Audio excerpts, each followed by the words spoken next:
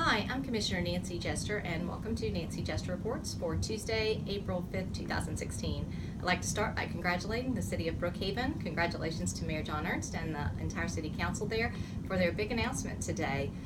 They have partnered with the Atlanta Hawks and Emory Healthcare to bring a world-class training facility and sports medicine complex to the Executive Park location in Brookhaven. Congratulations, that is a tremendous new project. I'd like to announce several meetings coming up.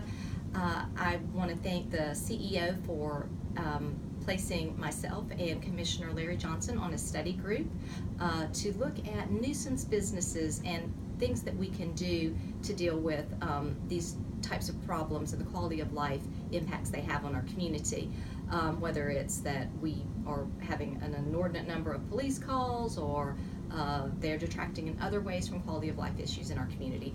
So we're going to have a public town hall about this issue to sort of start the study group, and that's going to be on Wednesday, the 27th from 6:30 to 8 at the Maloof Auditorium. So you can get more information about this study group at my website, nancyjester.com, or my social media pages, so look for more information there.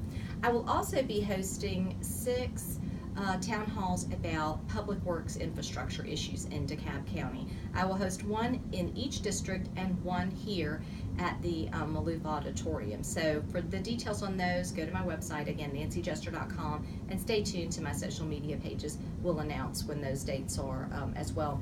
Additionally, we'll put those in my newsletter. You can sign up for my newsletter on the website. So again, that's nancyjester.com. You can go and put your email in there and we'll put you directly on our newsletter.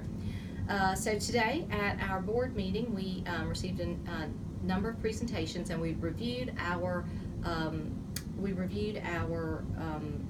agenda for what we're going to vote on for next week. So I'll talk a little bit about what we did and a little bit about some of the presentations.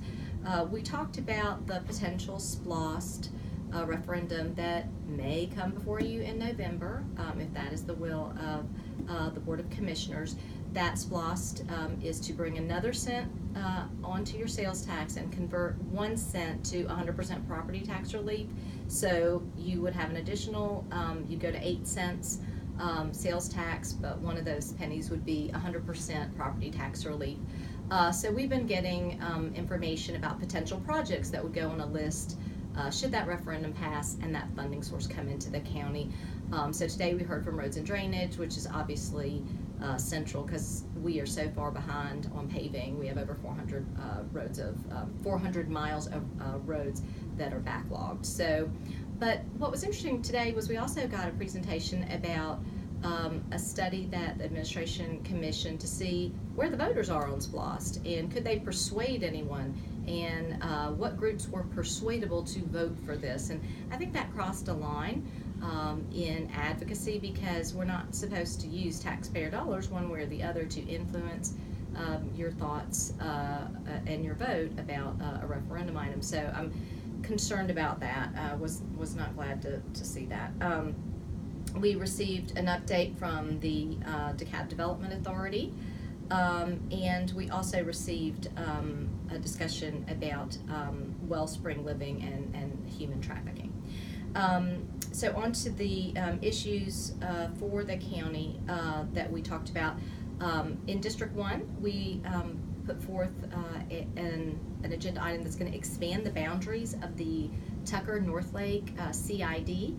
So I look forward to that getting passed next week. So that just extends the boundaries out a little bit more, and that CID is doing great things to revitalize that commercial corridor there. And you will recall a couple of weeks ago we noted that their executive director, Ann Rosenthal, was there was a big article about her and her work in Georgia Trend magazine. So that was very exciting.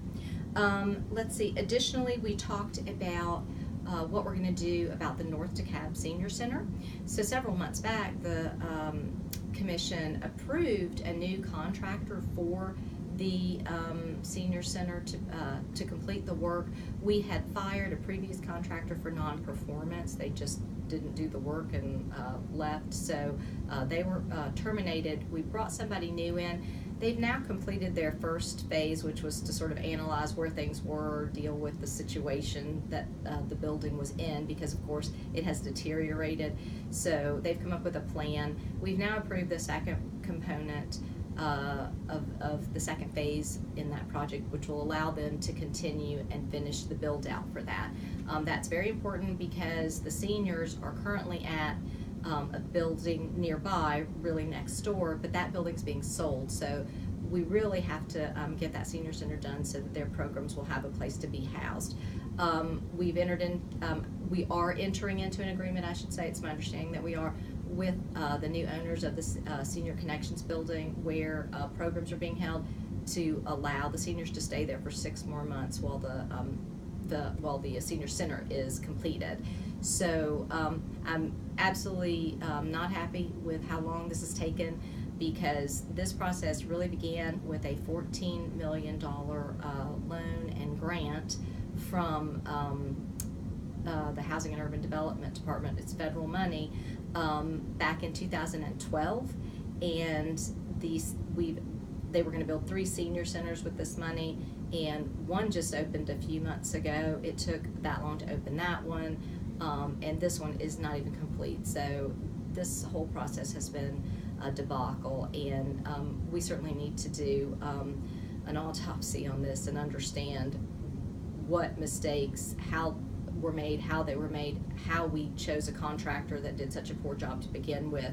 And we've been asking those questions. I've also asked for a detailed accounting of every dollar of those of that grant, how it's been spent and allocated, so that we can see the linear path from the beginning of the funding source to finishing up the North DeKalb Senior Center. Because with such a long time frame on that grant, I'm concerned about those expenditures. So I look forward to getting that information. So that's my report for today, and join me next week for another edition of Nancy Jester Reports.